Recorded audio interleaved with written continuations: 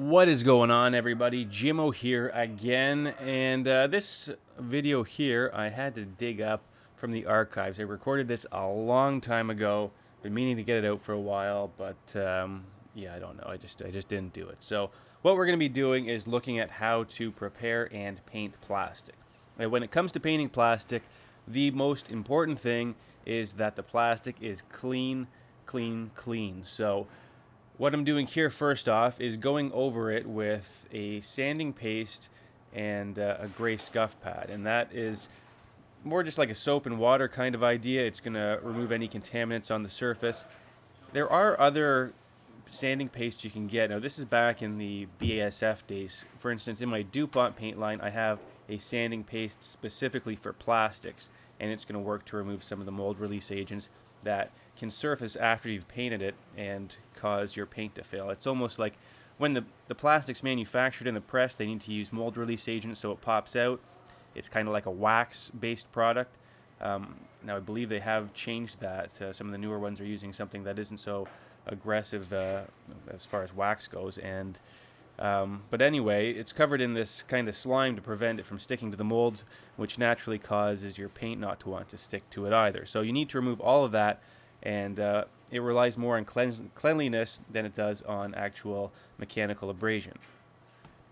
Now you should have a look at the paint line that you're using, because every paint line has different products for and procedures for doing raw plastics. I believe 3M has one where it's pretty well just all chemical wipes, cleaners, and such that don't require very much. There's all kinds of different systems. With most of them, though, the emphasis is on cleaning.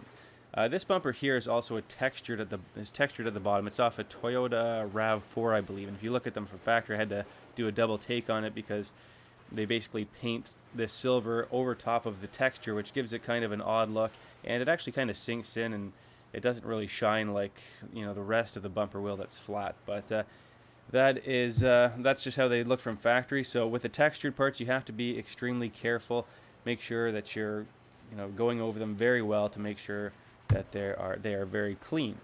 Now another thing you can do is temper the plastic. Now usually it's only required if you're going to be baking it after to cure it. So what you can do is put it in, I know it's easier for me because I have a paint booth here. Some of the guys probably watching this don't have one where you can just flip on a bake cycle. But you bake it at 140, and that brings the mold release agents to the top, and while it's warm you wipe it away, and it creates a better cleanse for the bumper. Now I normally do this in the wash bay, and I'll just rinse it off with the hose when I'm done, but since I'm in the booth here, kind of so you guys have the lighting to see what I'm doing, I'll just rinse it off with some water from the bucket.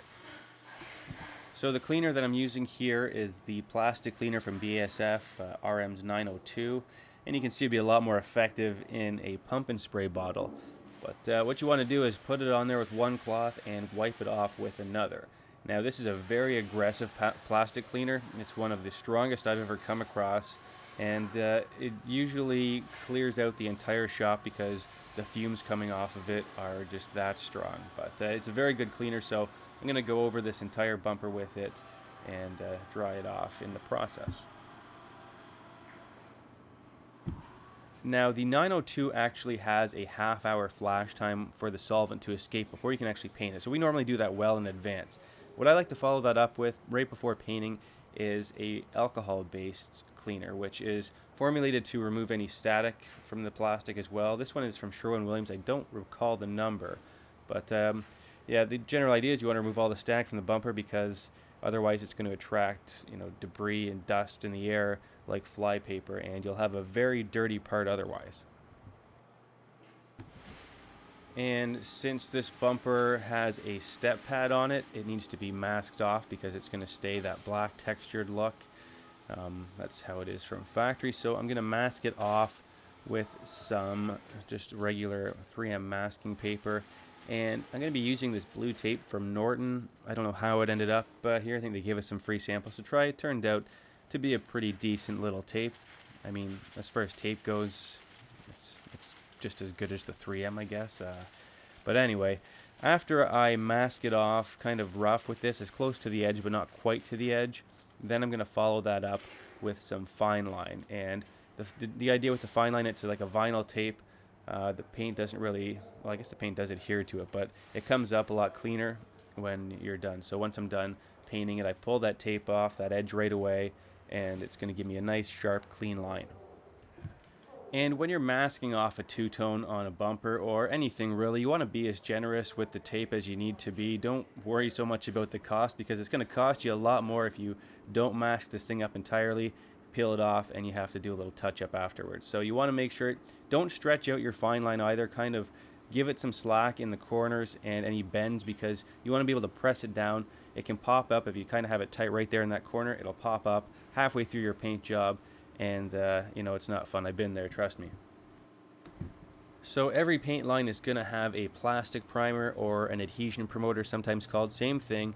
This one's from RM868, and it is a clear product. So you can find this stuff in all kinds of different sort of flavors. I know the DuPont one is like a greenish yellow, and BASF used to have one, I think it was 864, that had some metallics mixed into it, so you could kind of see how it was going on.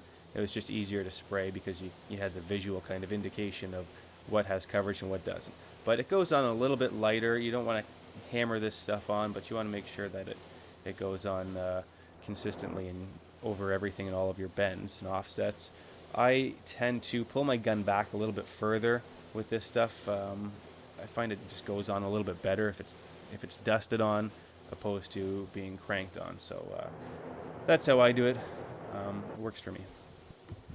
So the next step is to apply a sealer. Now, this is just a primer that has a little bit more body to it. It kind of creates a better mill thickness for your plastic, and you can get this as a 2-in-1, as like the primer I just had on before, the plastic primer and a sealer all in one product, which is a little bit more convenient. I don't know. I didn't use that here. The plastic adhesion promoter generally takes about 15 minutes to flash off, and then you apply this. It'll take another 15-20 minutes to flash off before you're actually applying your base coat. So generally, I found the plastic primers are around 20 minutes flash with the 2-in-1 sort of things, like a 2-in-1 conditioner, but for your bumper. And I have mentioned in the past, some ways I used to do plastics was skipping the sealer altogether. I went to a BASF training course once, and that's what the instructor had said to me. He said, you don't need to apply a sealer unless you need fill on the plastic, because plastics are better at lower mill thicknesses. Now, generally the literature I see contradicts that, so I've kind of gotten the habit of applying a sealer every time. But I will say that even skipping the sealer, I've seen plastic hold up just fine. I've done that actually on one of my own cars, and I didn't have an issue with it. And I'll give you guys a quick look at my mixing machine here. I know you guys have seen the DuPont ones if you've been following me, and you can see since we've switched to DuPont, my machines look an awful lot nicer, and we've got a new bench in there, so the mixing room looks a lot cleaner. But this is what it looked like after, I don't know, 4 or 5 years of BASF. You kind of have paint just splattered everywhere.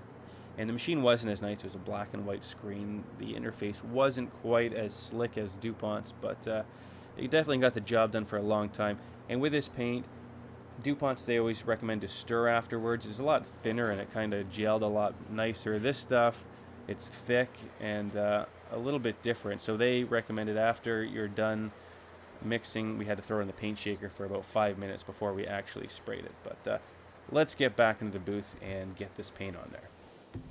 So let me also point out that the prep process and everything up to this point is identical for both water, solvent, and even single stage. So you could substitute this step with an application of regular solvent base coat, or even just single stage, 2 coats of it, and you would be done. Since it's metallic, I don't recommend a single stage ever for metallics, but some people might find that a better option for whatever they're working on. So I'll let you guys make that call yourself. And since I'm working with BASF again, my DuPont system probably by now is 1.5 coats back to back.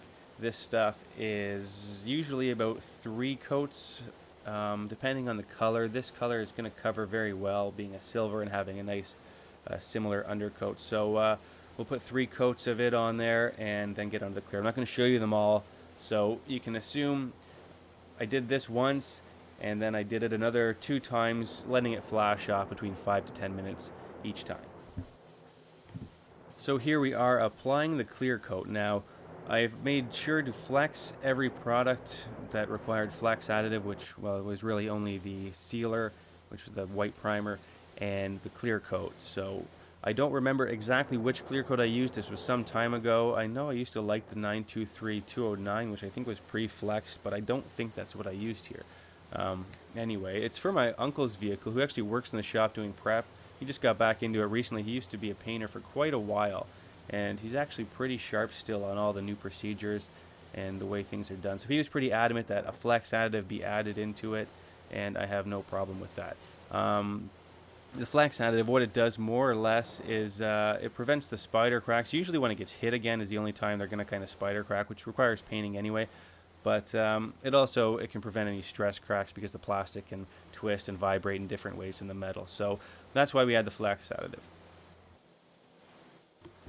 So this is the second coat going on, by the way, and back to flex additives, you don't always need to use a flex additive on plastic. So you have two different types of plastic. You have rigid and flexible, and only the flexible plastics actually require the flex additive. If you basically take the plastic and try and twist it, if it twists, then it needs a flex additive. If it doesn't, then you can skip that step on plastic. So once I'm done spraying, I'm going to immediately pull up my fine line tape, and you got to be careful when you mask it up so you can access it in a way that's not going to put your fingers into the fresh paint. So that's going to leave me with that nice crisp line.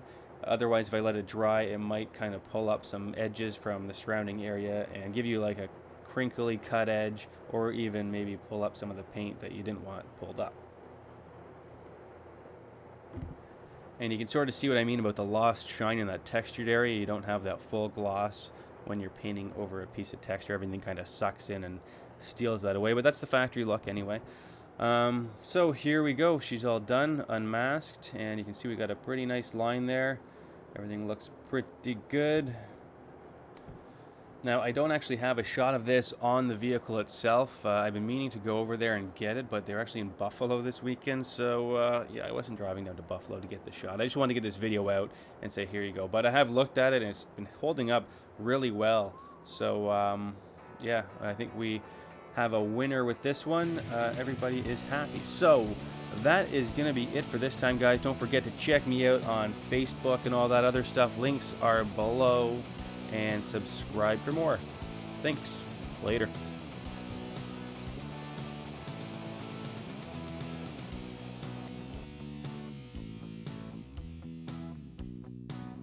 If you hate movies by Matthew McConaughey, click subscribe. I mean, you don't want to be that guy that everybody knows likes Matthew McConaughey movies, do you?